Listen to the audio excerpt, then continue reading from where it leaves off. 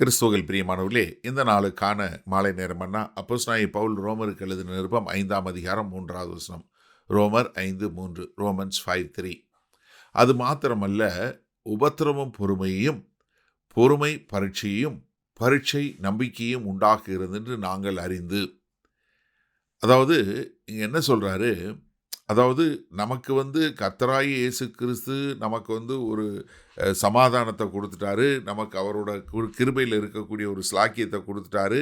நம்ம அவருடைய கிருபையில் எப்போதும் இருக்கிறோம். ஆனால் இன்னொரு பாரடாக்ஸ் சொல்லுவாங்க, எதிர்மறை என்று சொல்லக்கூடியது. அதாவது ஏதாவது ஒரு உபத்திரவம் நடந்தால் நம்ம வருத்தப்படுவோம். ஆனால் இங்கே என்ன பண்ணுறாருன்னா, இந்த உபத்திரவம் வரும்போது சந்தோஷப்படக்கூடிய ஒரு காரியம். அதாவது இப்போ இந்த நாம் நீதிமானாக்கப்பட்டதுனால நமக்கு என்ன வருது? சமாதானம் உண்டாகுது, நம்பிக்கை உண்டாகுது. ஆனால் இப்போ நமக்கு இன்னொன்று கொடுக்குறாரு. என்ன? அது மாத்திரமல்ல. என்ன?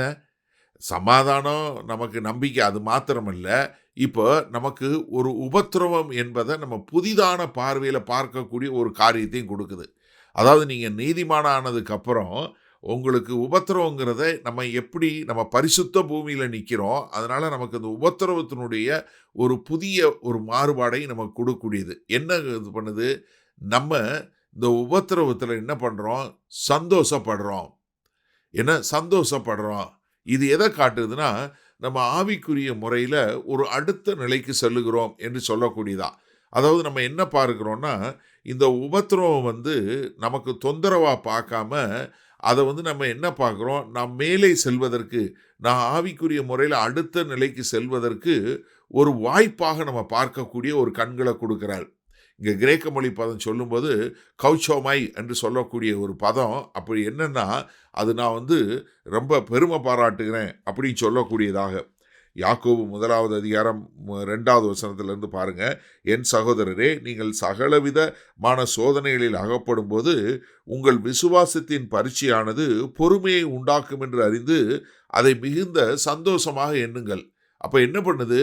உபத்திரவம் பொறுமையை கொடுக்குது. பொறுமை என்ன பண்ணுது? பரீட்சையை கொடுக்குது. எபிரேயர் 12வது அதிகாரம் 11வது வசனம் சொல்லும்போது, எந்த சிட்சையும் தற்காலத்தில் சந்தோஷமாய் காணாமல் துக்கமாய் காணோம், ஆகிலும் பிற்காலத்தில் அதில் பழகினவர்களுக்கு அது நீதியாகிய சமாதான பலனை தரும். அப்போ என்ன? இப்போ எனக்கு என்ன பண்ணுது? உபத்திரவம் என்ன பண்ணலை? என்னை ஒன்றுமில்லாதவனை மாற்றலை. மாறாக என்ன? ஒரு பொறுமை உள்ளவனாய், பொறுமை என்ன பண்ணுது? நம்பிக்கையை கொடுக்கக்கூடியதாக. அப்போ என்னென்னா, இப்போ நான் ஒரு ஒரு இந்த பரீட்சை பண்ண எனக்கு என்ன உண்டாகுது?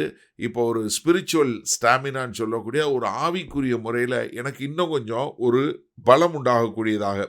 அதனால தான் அப்போஸ்தலனாகிய பவுல் கொரிந்தி சபைக்கு எழுதும்போது 2 கொரிந்தியர் 4வது அதிகாரம் 17வது வசனம் சொல்லும்போது, மேலும் காணப்படுகிறவை அல்ல, காணப்படாதவைகளை நோக்கி இருக்கிற நமக்கு அதிசீக்கிரத்தில் நீங்கும் லேசான நம்முடைய உபத்திரவம் மிகவும் அதிகமான நித்திய நம்பிக்கையை உண்டாக்குகிறது. எப்படி? அதிக நித்தியமான கன நம்பிக்கையை உண்டாக்குகிறது. சரி, இந்த நாளில் நம்ம இந்த வசனத்தை எப்படி எடுத்துக்கொள்வது? முதல்ல நீங்கள் நல்லா புரிஞ்சு கொள்ளுங்க. நமக்கு உபத்திரவத்தை நம்ம எதிர்பார்த்து இருக்கக்கூடிய மக்களாக இருக்கணும். ஏன்னா இந்த உபத்திரவம் என்ன பண்ணுதுன்னா, நம்மளை ஏதோ நீங்கள் போயிட்டு இருக்கும்போது வழியில் ரோடு வேலை நடக்குது, உங்களை சுற்றி விடுறாங்க, அப்படி கிடையாது. இது என்ன பண்ணுதுன்னா, இது நமக்கு இப்படி தான் கர்த்தர் கொண்டு போகிறாரு. அதன் மூலமாக நம்ம என்ன பண்ணுறோம்? கர்த்தருடைய சன்னிதானத்தில் போகக்கூடிய ஒரு காரியம். அப்போ என்ன இதுன்னா, இது இந்த உபத்திரம் என்னென்னா, நம்மளுடைய குணாதிசயங்களை, நம்மளை நீங்கள் எப்படிப்பட்டவன் என்று சொல்லக்கூடிய ஒரு குணாதிசயத்தை உங்களை செதுக்கக்கூடியதாக இருக்கிறது. அதே சமயத்தில் உங்களுடைய விசுவாசத்தில் உங்களை ஆழமான நிலைக்கு கொண்டு போகக்கூடியதாக இருக்கிறது. இப்போ நீங்கள் எப்பயுமே நீங்கள் பார்த்தீங்கன்னா, ஒரு ஒரு கத்தி செய்யணும், ஒரு வாள் செய்யணும் அப்படின்னா என்ன? இரும்பை எடுத்து நல்லா இதில் கொடுத்து, நெருப்பில் தணலில் கொடுத்து நல்லா இதானதுக்கப்புறம் சம்மட்டியால் அடித்து அதை இது பண்ணி அதை கூர்மை பண்ணும்போது தான் அந்த வாள் எதற்காக உருவாக்கப்பட்டதோ அந்த காரியத்தை உருவாக்கப்படுகிறது. அப்போ என்னென்னா, நம்ம உபத்திரவங்கிறது அந்த அக்கினி போல. அப்ப இந்த அடிச்சு உங்கள இது பண்ணுவது நீங்க பொறுமையில வரக்கூடியது. நம்பிக்கை என்ன? இந்த வாள் ஒரு வீரனா உங்கள வெற்றி சிறக்க பண்ணக்கூடியவனா பண்ணும்.